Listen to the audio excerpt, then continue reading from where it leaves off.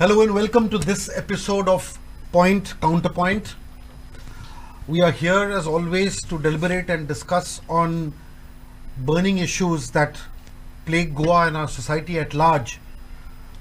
Today we are here to because there is a very grim reminder about the fact that Goa continues to be a major destination for sex trafficking. It is also highlighted that it could also be a major source destination. There are traffickers who are both from the state and from the country and internationally who are continuing to ply their trade absolutely with a degree of nonchalance which is totally baffling. Three, what is critical here is that there seems to be a complete lack of coordination between different law and order and other agencies to ensure that trafficking does not actually happen.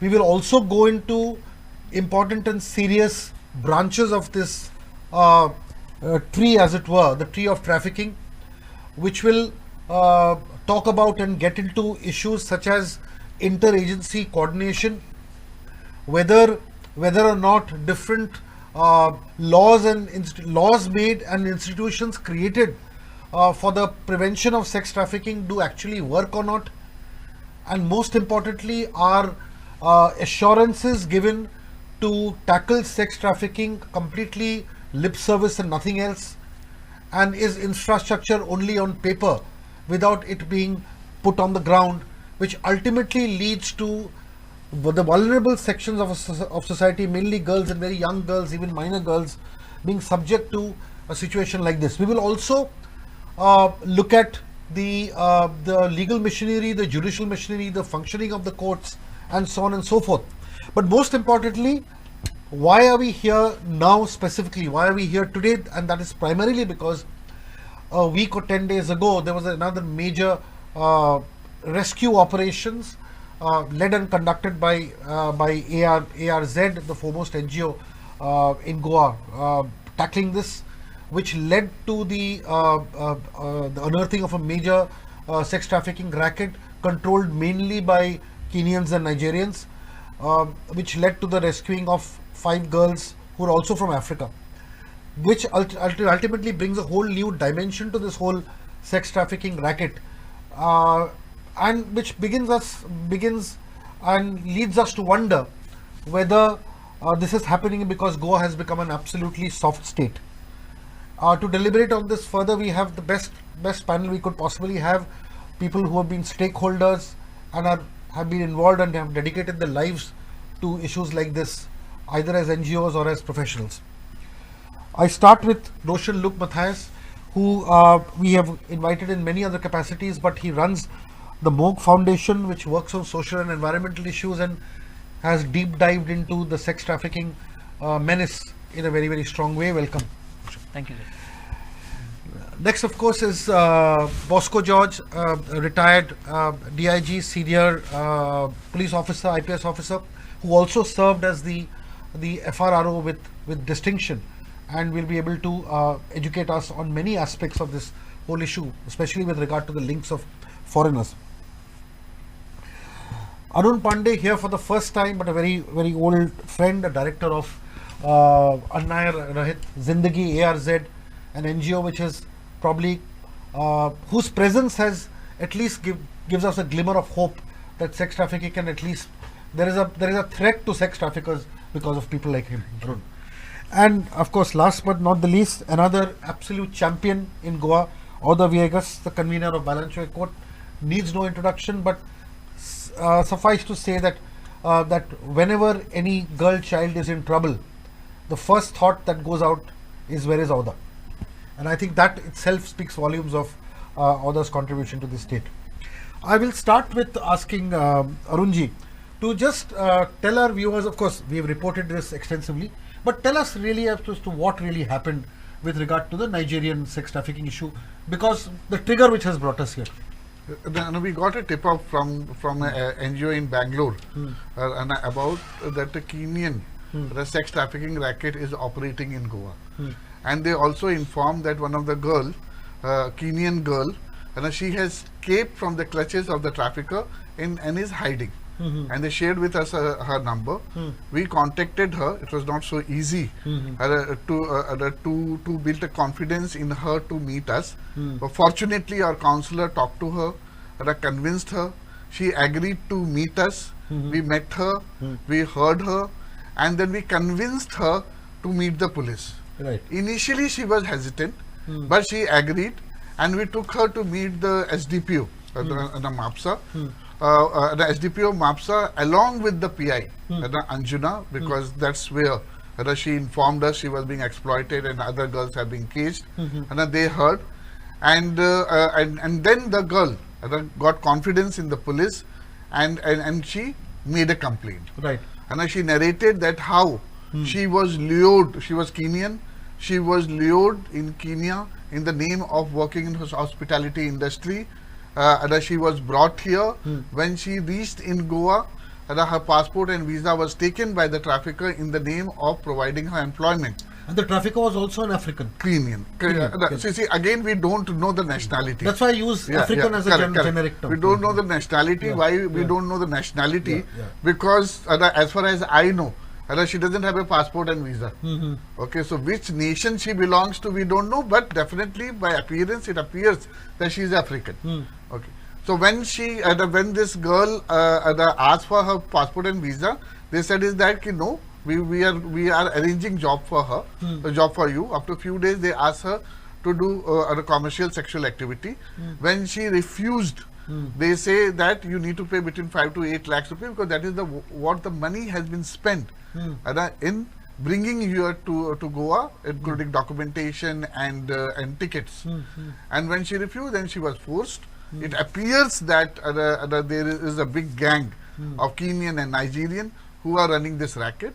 She also shared about other girls being exploited, and here I like to thank Goa police that they immediately formed a team. They worked whole night, and next day and they busted this racket and they rescued girls and arrested the kingpin of this racket. Correct.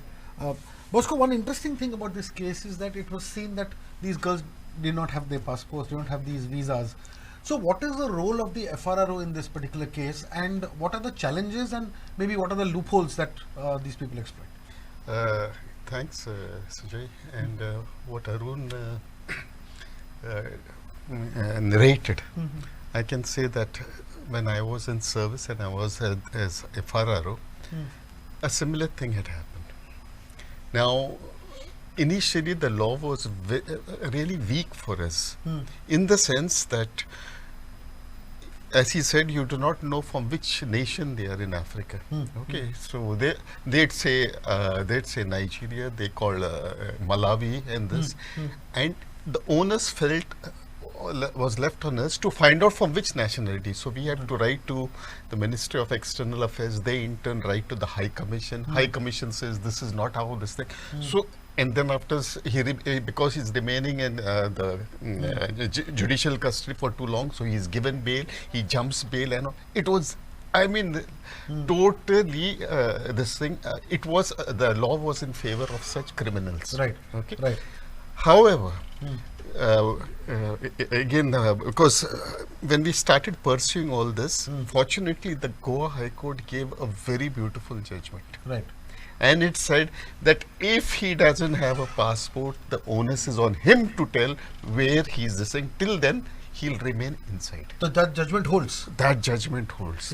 Fortunately, because of that judgment, you won't believe at that time we, fortunately, the government even at that point of time opened the detention center. Right. We were able to detain many of these African nationals, different nationals, males as well as females, and they were put inside till such time that they this thing. To the extent, let me make it clear, at one time the high commissions were not bothered about such thing. They started coming and this, and and then it is the pushback in the sense that no, the police are pushing and all. We said, okay, first you disclose your nationality, from where are you, how you have come in, everything. So that, and then there suddenly there was a foreigners started running out of the state. Right. Now coming to this thing, then when we caught a number of African ladies, we really caught many of them. Unfortunately, the device P at that point of time, Maria, she really went deep into asking all these things. And because naturally, the first, as he says, this thing is that they don't have a faith in the police. The police are inside and all. Right. My gut feeling is, and which I shared with the intelligence agencies, is there is a racket in Africa, in these countries, Right. who are colluding with the high commissions in those areas, Right. and these girls are brought in under the pretext of what he rightly said, in the hospitality industry. And So they are colluding with which high commissions? Their own ours. Our high I can commissions. be very clear. How will you get an Indian? Right, How right. can you get an Indian visa? Right, right, right. When you don't have any damn skills, Right, right. and you are saying for hairdressing and for all these things. So naturally, someone from the High Commission, Right. this I'm very clear about this, Right, and right, I have put this to the concerned intelligence agency. I brought it to them. I don't have anything, but these are the things that are Right, going on. right, right. So naturally, there are rackets. There are agents in whether it's Kenya, Tanzania, and all these people, young girls, and these fellows over here, and then after they take their passport, and then they force them into prostitution. So you're essentially saying is that one doesn't need to get rattled when the passports and all go, because you have the right under this order yes. to actually detain them. Detain them. Right. We'll discuss more on the order. I'll come to you, but I'll just quickly bounce a few things off Roshan, because he happens to be unfortunately in a belt where these activities are kind of focused and concentrated. Now, Roshan, firstly, is this only an isolated case, or have you all been noticing in your public work stuff like this happening all across the belt, either by Nigerians or Africans or by others as well? Sujay, if you speak about Kandolim Kalangut, that's the belt I'm from, I Yes. stay in Kandoli. Yes. This issue of human trafficking, or as you would like to segregate it as sex trafficking, has been happening for many years. With the influx of tourism in Goa, the first few years were virgin tourism. All of Right. us know that. But then when the exposure happened, all these things were welcome. And as Bosco rightly said it, that it was a little bit difficult to control at that time. Nevertheless, locals, now how did I come to know about this, is because we can see what's happening in our neighborhood. And if you come to Kandolim and Kalangut, the guest houses are full of people who are unidentified. Right. There is tenant verification, but who is doing tenant verification? Today our borders are open. There will be a security check at the border, but there is also a road at the side where you can skip it and come. So where is the security check of who is in our particular areas? Right. And now when I'm listening to the passports issue, this is somebody entering from outside the country into India. Right. All that I can say in short is chokidar hi chor hai. This is the situation we are in. So if this is the situation, we are not able to take care of our house. There are people who are infiltrators, and this business is big. So human trafficking is not limited to Kandoli Kalangut. It's happening in every village. And if you go through the reports that ours has come out with, or with Tata Institute has come out, it has named even rural villages. Right. Yes, correct, absolutely. Oda, what is interesting is that, and this is a study that they were referring to, it says that this study, it says that Goa is a source destination for sex trafficking. It is not just people coming from outside. Goa is also a source. Now, so that is one data. I'll just throw some data at you, then you can respond to any of this. One more data is that Goa, in 2022, Goa recorded 15 cases of human trafficking with 38 victims. Okay, and they were all adult women and Indian nationals in this case. Then Goa has the highest rate of human trafficking cases per lakh population, according to the NCRB report, 2021. Goa records 1 case of human trafficking per lakh of population against a national average of 0.2 cases. So the idea is that, look, we are looking at all this kind of data which is coming up. Now, what does this data mean to you practically in your work as either a rescuer or as a guide or as a counselor and what have you? as a rescuer, as a person who has worked at the protective home, Yes. having heard women for the past 20 years, Correct. I agree with the data. There's no doubt about it. And I also feel that a lot of Goan women are being drawn into this because it's easy money. One. Secondly, it's kind of glamour. Everybody wants that glamour. And now what I feel is that there's no action being taken. Where is the protection part of it? Where is the prevention part of it? Are we women to be exploited? Has any audit been done about how many women from Goa are being drawn into this? And many are. Many are. We like to, say that it doesn't happen at my doorstep. This is our attitude. Yeah, while speaking about this, I'd also like to say that do we not have a sort of data on how many people have entered, when does the passport or visa expire, and where they are staying? Do we not watch this at all? Is there no watchdog on the type of activities going on? Right. There was one time when we reported that people are growing drugs and having prostitution in their flats, and prostitution of a different level. Arun was there. We have reported this to the authorities concerned, Right. to the police even. Right. Nothing happens. Why? The whole thing is, why does nothing happen? Right. Do we like all this going on here? Do we like to exploit women from in and out, across the borders or across the nation? Right. Right. Right. Right. And is it an easy place to come and park Correct. Correct. and conduct activities which even, let's say we want to start a business, there's a lot of formality. Now this business is going on undetected and uncontrolled. Absolutely correct. Yes. Yes. Yes. So one person got a hint because they work with it, they got a hint, and so we were able to bust this. But how many rackets are there? But do you feel that over the years you are getting more tip-offs and you are rescuing much more? I'll ask this to Arun ji also, but from your point. We accompanied the police in the south. All Yes. prior to that, I used to come to the north also. Now they go to the north, we go to the south. Every raid we accompany. Right. But then what happens is the end result is zero. Right. Where are the convictions? Right. Right. Right. The convictions are very important. Of late in south, we got some convictions. Right. Correct. So I feel that something needs to be done to control this influx and this undetected crime that's going on against women. It's a crime. For me, it's a crime. Right. Right. Arunji, I have two questions for you. One, of course, is the functioning of these so-called safe houses, because the thing is, these sexual activities don't happen in hotels or known places. Obviously, there are homes being taken, premises being used. There are lease agreements signed or some kind of an arrangement for people to live there continuously, and all this is happening in congested neighborhoods. It's not, these houses are not in some isolated place here and there. So the issue is that it again boils down to the whole aspect of, say, tenant verification and checking and so on and so forth. So these are, don't you feel that these are a few loopholes that lead to it? The second question, you can take both of them together, is the whole issue of conviction rates, which other referred to. Over the years, are you noticing the fact that rescues may or may not happen, but convictions never happen because of the tardy functioning of the whole judicial system? So the first thing which you asked is that, definitely what we are seeing is that trafficking is increasingly moving towards residential area, and that is quite worrisome. Okay, Right. because once it moves towards residential area, that's how it has happened Right. in many of the metropolitan Cities also. cities. Correct.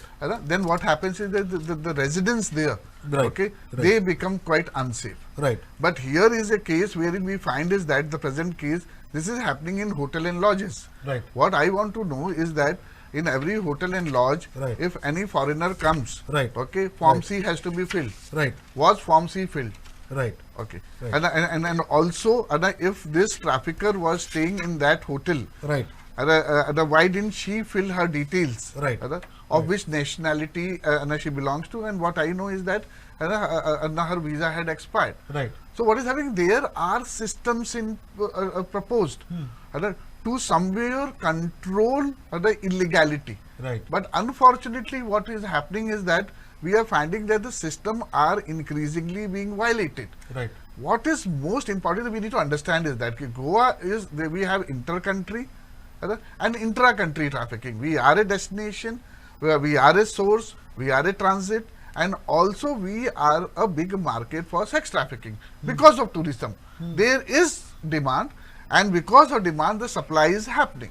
But unfortunately what is happening is that those who are making policy, they are not accepting this as a problem. We are in denial. Right. Till and until we accept. But you mean that this is the a problem. government and the system. Very true, very Yeah, true. Till and until we accept this as a problem, then only we'll start looking for solutions. Correct. Now we have anti-human trafficking units. Right.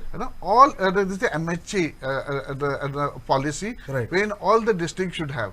Is it functional in Goa?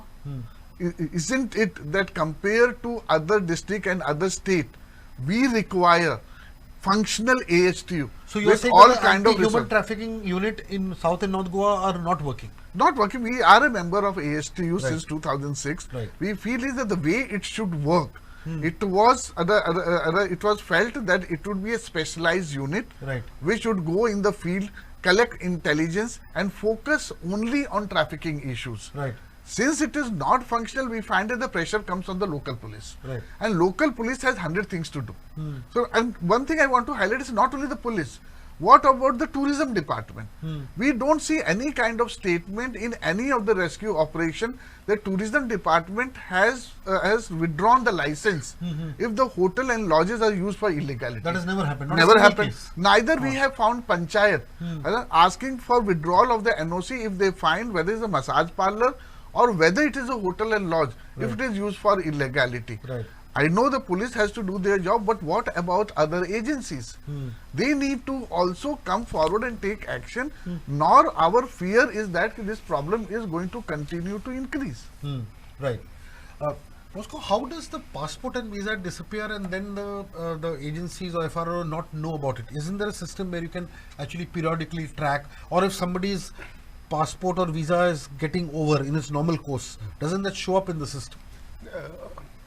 See, you have to understand Goa. At one time, we used to do this monitoring when it was just Goa. But after it has been, Goa has been declared like an outpost. Right. FRO Goa is today just an outpost. Right. And the hub is in Mumbai. And it is Right. managing Right. different this thing. I see. Okay. So today we are, we are just, if FRO Mumbai says get these people to this thing, then only we, or the so and so person, you check it out or something of that sort. I see. I see. Okay. No doubt we can have this thing, but we Goa itself has enough of say the Portuguese nationals, Right. the English nationals. All these are their different desks. We have quite a lot looking after these. Right. Right. Now, again, it is not that they are coming directly to Goa. Right. They are entering to say Mumbai.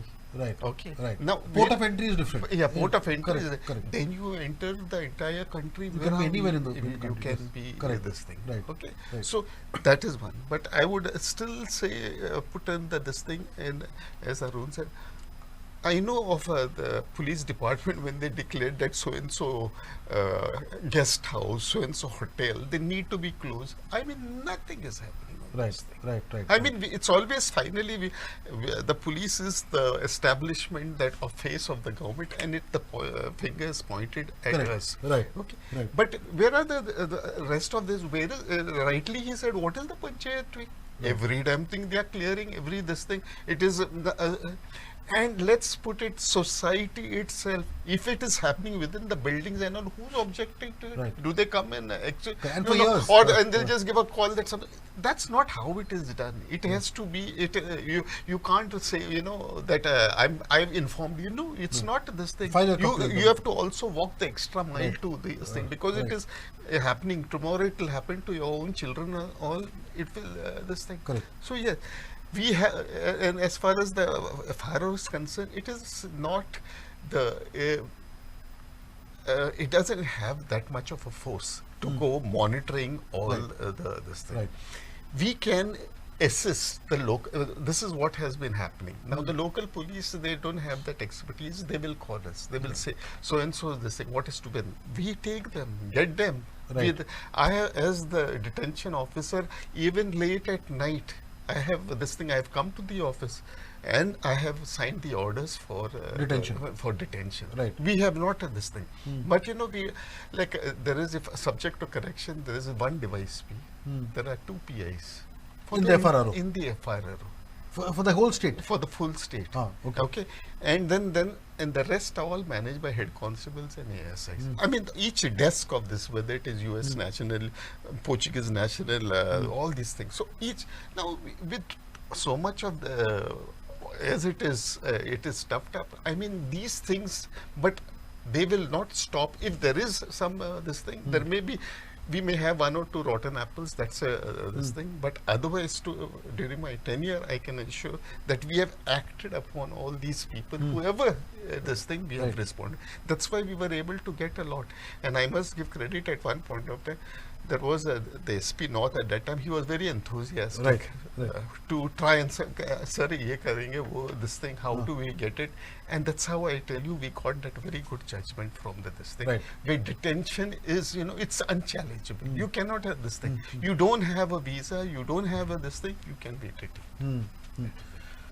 But you know, one thing that society now needs to look into, and now the one area that we ultimately converge on is the fact that, look, if this kind of an activity is going on, then obviously the panchayat is turning a blind eye. Obviously, it cannot be that this is going on and the police has no knowledge of, the local police has no knowledge of this happening. Obviously, when a racket like this is happening for 5 years, there is knowledge.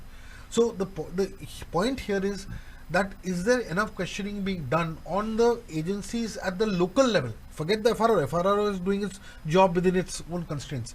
But what about, say, the Anjuna police or the Kalangut police or the Pedne police? The idea here is that, do you actually feel, and many people have charged and alluded to this, that the racket has its tentacles which actually reaches to different nooks and crannies of the official system, including people in the system who may be beneficiaries of this racket as well? See, no business, I call this a business because it is a business, it's a world level business. Right. And no business can run without partners at this level. Right. So in this, everyone is a partner, and the worst partners that you could have in such a business is the locality itself. Right. Now, in a locality where I come from, I'm just giving an example. If my neighbor is doing something wrong, I see it every day. Right. First question is, whom do I go to? Is there a dedicated number that we can call? Second thing is, when we have tried calling the police, even before the complaint or a raid is done, we get calls saying, why did you call there? Is it? Okay. And these calls are coming from the owners of the lodges, of the guest houses. Now what happens is, I do not know whether this can justify what they are doing, but many of them are not doing good business, the lodge owners or the guest house owners. Right. So for them it is a mere business. They don't look at whether it is a sex racket or whether it's a genuine customer. That all is thrown aside, and it is about business. So these people, then I cannot go against my neighbor, and Goa being a small place, everybody knows everybody. So I ultimately become an enemy of the society where I'm living in. Right. So do I really want to be that enemy of the society? No. So this is why we need to have more NGOs. First and foremost is awareness. Right. Many people don't even know this term human trafficking or sex trafficking. Right. Nobody knows what are the methods available. Where do we contact? How are we safe in this entire thing? How do we not get threats? So there is a huge gap that is there in this. Right. And we have stepped in as the MOC Foundation. We are not here on a very high level of human trafficking issues. We have ours, we have other groups that are doing this, and we are there to support them. Now they have reached a level of legislation and all. but there is a gap from their level when they started. That awareness is not happening right now. So we are stepping in that. So very recently we have had a debate among all colleges. Today students are talking about human trafficking. So that we want to build up. Once the awareness is done, in the awareness we tell them what you can do as a citizen, Right. how can you complain, how your name will be protected, and we are also in touch with ours and all to see how the law can protect such citizens or complainants. Right, right. Only then it can be a healthy raid with everybody involved. And yes, to fight the police is not the thing. We cannot fight only the authorities. Right. We have people more corrupt than the authorities are the MLAs and the ministers. Everything runs with their thing. Today that entire episode of the Anjuna racket has come out only because they were foreign nationals. If the same thing were Goans, or if it was locals, I am 100% sure it would have never come out anywhere. Because some minister somewhere would have said, "वो हमारा आदमी है, उसका कुछ मत बोल देना." So how are we actually going to tackle this? I'm sorry to say, but if what I'm saying, like the entire local businesses are not there today. It is all our people have Surrendered. literally. yeah, Sir, given. they are sitting down and enjoying the rent, Right. and these people have taken it to a different That is level. another very important aspect, that the businesses are themselves being controlled by No, non-Goans. and when we've questioned one or two neighbors, the actual comment in Konkani was, "Te babde, te khui rautele. Where will she stay?" I mean, that's not your issue. So these are the type of sympathetic comments you get from these people. Then what do you answer back? Right.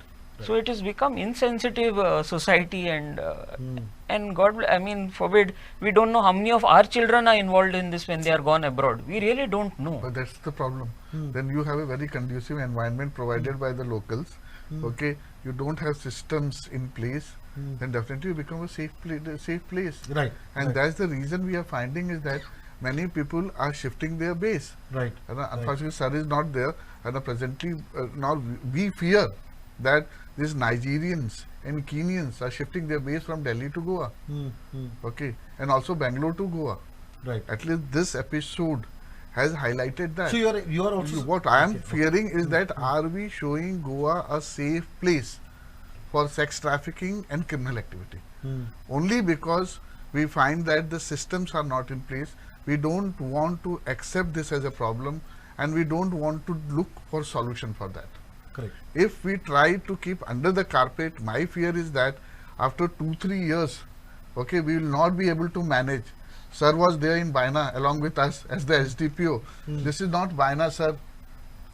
This is spread all over. You can't put bulldozer and demolish. This you will not be.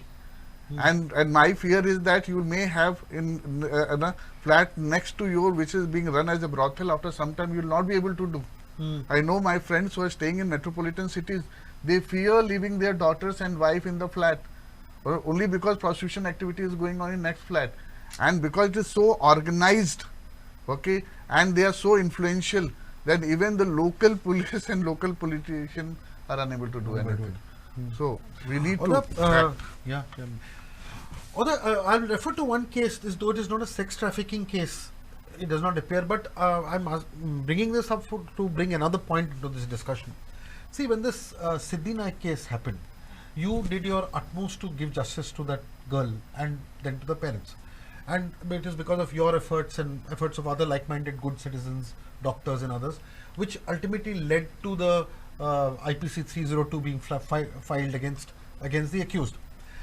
Then later on we found that the parents of the girl got disinterested in the whole case, and they kept on backing out.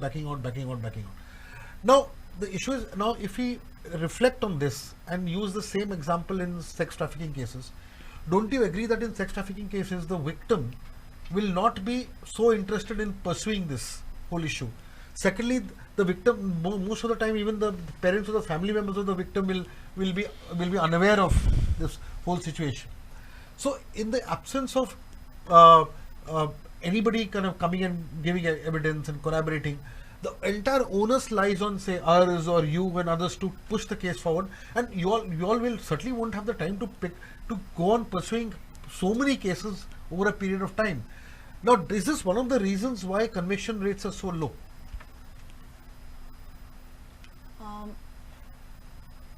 I agree and don't agree with you. Sure.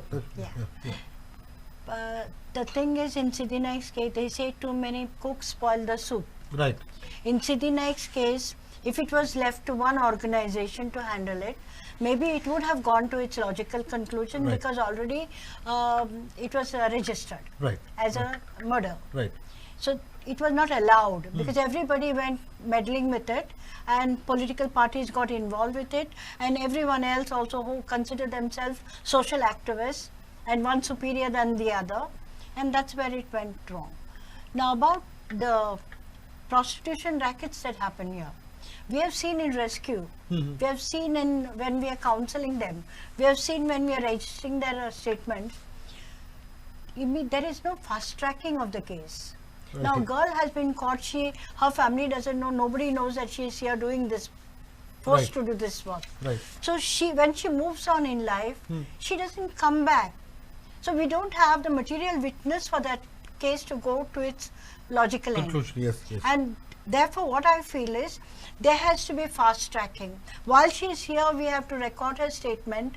While she is here, she has to be made to stand in the court and testify, because when she tells us, we both work together, when she tells us the truth. But she's gone on, she's gone home, she's got married, maybe she started a new life, she's with her family, she doesn't want her family to know the story. Right. Right. And therefore, we find it, even I contact him when I need a victim. So we find it difficult to bring the victim back. So without the victim, we are the accused. Right. Because we are testifying to Right. everything. Right. And we are being grilled like as if, how many stairs are there to the hotel? How many Right. steps are there?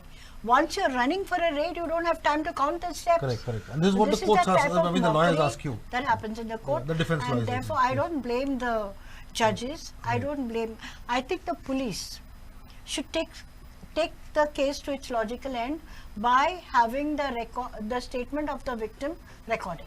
So if you can add in whatever Yes. I saying, especially regarding conviction. Right. Okay, one thing we need to, I want to bring to the table is that conviction rates are increasing now. Okay. Now, yeah. We need to understand that this is an organized crime.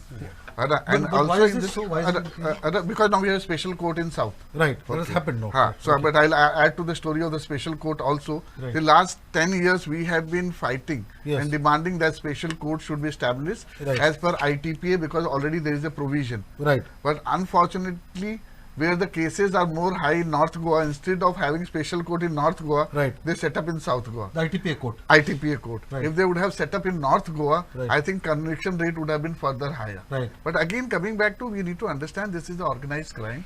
And as compared to other crime where there is a complainant, interested complainant.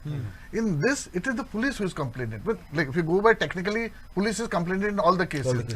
But like if you rape, sexual abuse, murder, theft, there is a person who wants to get justice. Yeah, see the end of it. See then. Now here is a person, okay, whom police has rescued. Okay. Also, what happens is that the victim is not. There's only 7% as per our data is from Goa. The victim goes back to her state. Now, for her to depose, what happens is that police sends a summon to her. Now, a local police carries the summon and gives to her, find out, and gives, so whole village comes to know that she was in prostitution. One, she is expected to come to a place where she was exploited without being provided any support to travel, neither any arrangement for stay, neither any support, okay, to go to the court. All of us get scared attending court and deposing, as she is saying. Correct. Imagine you expecting a girl coming from Murshidabad, okay. Here, the first time she was trafficked. Traffic means somebody brought her. Right. This time you are expecting come on your own Right. to depose in the court, Right. and who is going to support? Where is she going to stay? Right. And there is no guarantee in that one hearing her case will get finished. Right. Okay. There is the provision for video conferencing, which all of us have been trying, and in recently some of the cases video conferencing has happened, and that's the reason a special court, video conferencing, and now they started supporting victims to come to depose, guide them, keep them, and accompany with the PIs to depose. We are finding that it is increasing. Let me tell you, I want to clarify, because what is happening that everybody blames the victim. We have found victims, and where the Audha will also agree to, is that they want justice to whatever has happened. Right. But we need to provide facilities Which is Okay. lacking. Which are not Which is there. lacking. Which are Right, not there. right. Okay. Dr. We've got about 7 minutes left. Now, the issue is that now we all know what the problems are, and everybody has outlined it extremely well. According to you, what are the 4 or 5 infrastructural and other inputs that are needed to kind of ensure that the justice delivery system is better? Yeah. First is, if you are talking from the FRO's point of view, you Yeah. need to upgrade the detention center. Does it even Phenomenally. exist? Because I remember. I do not know now. See, what I is remember the when that murder of that Nigerian happened about 10 years ago. Ukabe, I think his name was, and his body was kept in Poruri, and there was a big Yeah. racket, and 51 people were supposedly detained and all that. I don't know what's No, what's that happened was a there. long time, Yeah, Sujay. yeah, But yeah. then after, when I was FRO, Right. we inaugurated the Detention center, yeah. detention center. Yeah. But it was just one. If you may know, that is, it used to be the old judicial lockup Right. in Mapsa, Mapsa. behind Mapsa police station. Right. So half had collapsed, and when Mr. Parikar was Raksha Mantri, somehow he took up the thing, and we became the first state in the country to have a detention center. Right. In fact, Mumbai and even Bangalore started contacting us to this thing, how we have set it up. Right. But but the numbers we couldn't keep accommodating them, because then afterwards we started a system we can restrict, especially Bangladeshis. If we had, they used to be with the full family. Now the full family you can't get into the detention center. So we had to say, okay, you're staying as a, what we call, in a rented place, so that will be your detention. I mean, Okay. this is the discretion the FRO has. So we started declaring this, but then after for that the PI has to monitor all Right, this. right, right. Now this existing detention center, it really functioned initially well. Then afterwards, the typical civil works need to be done. When the rains, the things started you have to make the collapsing. place at least livable. Yeah. That has to be. And then afterwards, suddenly COVID, and it became another issue, whether you keep them or don't keep them. I mean, there were too many this thing. Right. And like this thing. So one, we require proper facilities for these the foreigners to be detained. Because after at one point of time, I myself started saying, please don't get anybody, because we can't accommodate him. Right. So Does the center exist now? We don't I've know. lost track. You don't know. Yeah. I've lost track of it. Right. But are you all aware whether it exists Yeah, No. detainment. in Mapsa? That is there. Yeah, it's there. There is there. Yeah. When I was there, because I know Okay. We should at check. at Not one aware. at one time we had detained about 39 ladies. Right. All those, many of them were these Yes. from the Yes. African ladies Right, who were there. right, And it was like I said, at that time Maria went into, and we came to know what is the actual racket over there. And then not only prostitution, it was sad to know that how they became traffickers of drugs also. And Is it? Okay. in the women crevices and all, they were smuggling. I mean, they had been reduced to that. This has started coming out of this thing. And that's when I said this thing was that the police are planting and all. Right. And then the High Commissioner from Delhi came, and we impressed upon it. Please tell your people, first you clarify who you are. Right. Right. Then they formed some association. Now that association president only was questionable. We told the High Commissioner, you are giving recognition to such a person Correct, who is correct. such a questionable Correct, person. correct, How can yes. he be this thing? Absolutely correct. So Yeah. one is these facilities, this thing, and rightly, if Arun says, I do not know how much you would care. That we take the under 164, you record the victim statement, and the court should say, well, that's the statement. Right. Finish. Right. No need of her. Once she goes, She should it is not be very called back. difficult She should not be called To back. come back. to come back. Correct. Some amendment needs to be that once she has spoken before the judge, that should be the final evidence Correct. of this thing, and Correct. let her go, because rightly she cannot be called. It's very embarrassing. Right. And at one point of time I did sit with many of the madams, Right. and we were this thing, and when I started questioning them, speaking to them, she started, आपको time है मेरा बात सुनने के लिए? I said, हाँ madam बता दीजिए. And then, she started like how there were economic reasons for entering into that, exploited. And then I said, आप बोल रहे हैं कि you are exploited. Now you are doing the same thing with the other girls. She says, what else can I do? What else am I supposed to do? She says, I've reached a certain stage.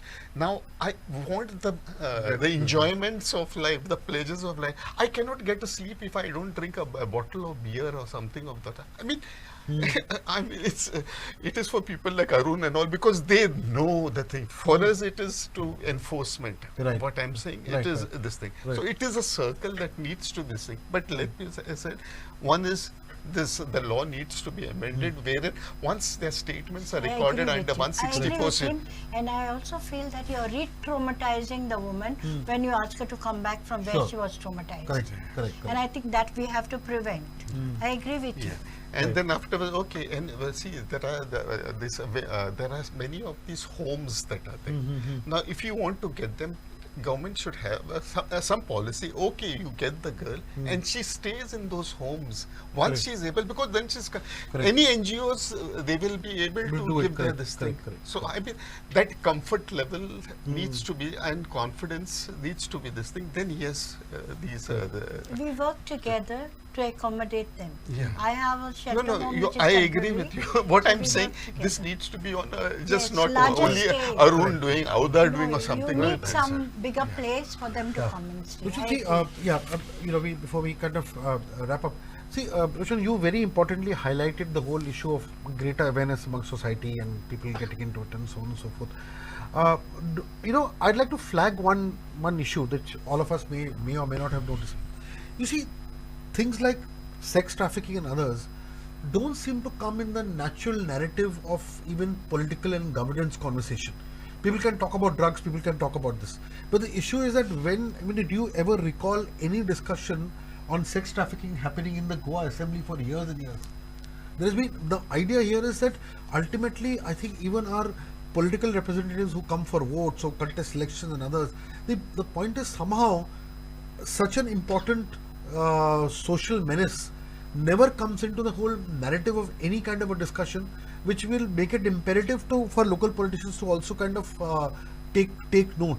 How do we kind of ensure that society comes up and puts pressure on politicians and legislators and lawmakers to at least draft some kind of policies and guidelines to kind of prevent it? And if these guidelines were to be formulated, what would your inputs be? And this is something that Bosco has also spoken about infrastructure. If you could talk, then I'll ask Arun also. See, what you've asked me is about when legislation, or rather the assemblies and all, they talk about such issues. See, none of the issues are spoken in an assembly out of their will. It is only when an issue is raked up that it comes into the assembly for discussion. Correct. Unfortunately, this is one issue that was always hiding below the blanket. Okay, so now that it has started, for example, just the last week's arrest, what has happened, it has woken up everybody. And today MLAs will give their comments on it, and some people will say something, police officers will say. So this has to be a united and a prolonged effort, Right. for which ours is working, and all the other NGOs are working. We are also started awareness at school level. So this is one of the way of doing general awareness. The second stage that we have is the local panchayats. Right. Now in the panchayats we have got the welfare committees, child and women welfare committees. Right. What is their role? Most of them who are in that committee don't know why they are there. Right. They have been told committee korung jai, tumi now dia fudle ami And poita. every panchayat has this. Every panchayat has. It's a mandated committee. Right. So these people don't understand. Very So our important point. awareness will be to get them and make them understand what your job is and what the implications are if you don't do your job. Right. Right. So we will bring that. We will bring the data of ours and teach to them and show them this is the reality. Do something. We are there always. Statewide. Yeah, statewide. In every panchayat we'll Right, do that. right. The third level is, like Mr. Arun rightly pointed out, there are different departments and authorities who are simply sleeping over it. Tourism department, the biggest one. Okay, if you rake up this issue, within the next 10 days, I am telling you, they will come with a comment. After those 10 days, what happens, we don't know. Okay, last time there were many deaths about Banastari and this thing. They had a drive for checking alcohol. Has any alcohol been checked yesterday? No. It was done for 10 days. It came in the paper, but yesterday probably nothing happened. Correct. So this is the situation. So unless it's a prolonged thing and people actually understand the situation, only then there will be a pressure, and definitely it will be in the next manifesto of all the political parties. That I can assure Right, you. right. And that is all upon us, how we highlight this issue and Absolutely. how big we make it. Correct. Anuji, yeah, I was coming to you only. See, the issue is, so he's made some points very well. Moscow, of course, has made some very important points. Now, can all this be kind of docketed and be a part of any policy that can be, tabled on the floor of the House and made it official and with some kind of sanctity for people to follow? Yes, sir, we have been wanting that. Right. That's the reason that every 5 years we come out with the data, and also we have come out with SOP. Right. It will not, we have knocked everybody's door. Right. Okay. But we haven't seen anybody acknowledging that and taking it seriously. And the question which you are asking, Nahim, I want to add is that, see, why people are not talking is that who is the victim? The victim comes from lower caste, lower class, she is a female, she is not a resident of Goa. Right. Okay. And otherwise what she is bringing is that she is bringing lakhs of revenue. Right. Okay. Right. To the state. Maybe few people are earning from that. What we are not realizing is that its impact is going to be long term. Right. Recent data from Goa State AIDS Control Society shows that the Bardesh Taluka has the highest HIV rates. There was a time when Marbuga Taluka used to have. Why this is? Is this to do with sex trafficking? So if you are not going to control, rain down on sex trafficking, local population is going to be affected. Right. If you don't control sex trafficking and tourism department is not bothered, they should worry that it will never be, it will stop being a family destination. Right. Right. Nobody family wants to come to a Come in destination contact. where commercial sexual activity is happening. Correct. Okay. So it is it's important that the policy makers needs to take it seriously, talk about, and there are various experts. There are people in Goa who can guide, not only guide, they will participate in combating sex trafficking, because they really believe that's the worst form of the crime being committed to children and women in Goa. Although your last words before we wrap up, essentially on I think these lines. eternal vigilance is the price of Yes. liberty. Right. And if we want to make Goa a safe place, a good place for tourism, then we have to begin stopping the things that are happening, which are antisocial, anti-people, and anti-women. Anti-women mostly, and children. I'll just say Yes, this thing, yes, for sure. this is, I mean, it's a very crude joke, but when I was the district SP North Goa, I suddenly received a call from a very top bureaucrat, and he started saying, "Arey, some people from Delhi had called me, उनके बच्चे को आपके police ने detain कर दिया." So I said, "ठीक है, मैं देख लेता हूँ." So I checked it out. So then after I called up the police station. They said they brought some prostitutes and they were in the hotel, and that's when someone gave us this thing. So we raided a thing. I said, "Okay, fine." So I got back to the bureaucrat. I think, this is the crude thing that hit me. He's, I think, अगर इस चीज के लिए गोवा नहीं आएगा, वो और किसके लिए आ जाएगा? Correct. In fact, I mean, that was, ironically, what he said is very important, because in my sum up, I was going to mention exactly this, that there is this, wink, wink, hush, hush kind of a attitude where you say that when you get to Goa, this is something that is par for the course. And they almost kind of, the feeling is that Goa is exactly like, say, places like Thailand. And the point is, if you don't go to Thailand, come to Goa. I mean, it's another matter, ironically, that Thailand is much cheaper to go to, and Goa has become a huge, very expensive destination. But that's not the point of this discussion. But the point here is very true. The issue is that these kind of remarks and shocking remarks and crude remarks are something that are indeed true and keep happening. Secondly, what is even worse is when people come here to quote unquote enjoy themselves with a whole cocktail of drugs and gambling and sex and what have you. It is perceived that in Goa you can get away with a lot of this. So the point is that Goa also becomes a very important destination for sex traffickers, because there's a ready market here, and that market is completely increasing.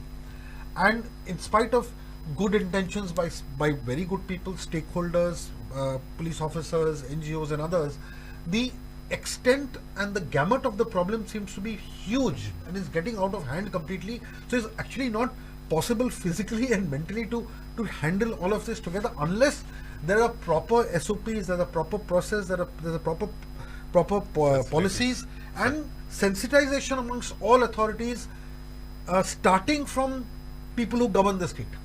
That's going to be extremely important, because otherwise what's going to happen is, this is coming to other doors. You never know when it will come to a door near you or even your own door. And that is where the problem lies, because this is, entering very, very dangerous territory. And when people say that Goa is also a source destination, which means the trafficking is happening of girls within the state, itself is extremely, extremely alarming and something that one cannot ignore any longer. But I think we are at least thankful for NGOs and whose heads are here, officers who've served very well, young activists who've decided to dedicate their lives, to something like this. So let us end with more hope than despair on a subject which is very, very worrying, very sensitive, and unfortunately a lot needs to be done, which is being not done by the powers that be, primarily because somehow it does not seem to be connected to votes. But let us kind of bring about some kind of a change which will make people and the powers that be realize this in any which way we can. I thank all panelists for their inputs and their insights, and I'm sure these discussions will at least be a significant drop in this whole ocean of discomfort. Thank you so much. Thank you. Thank you. Thank you.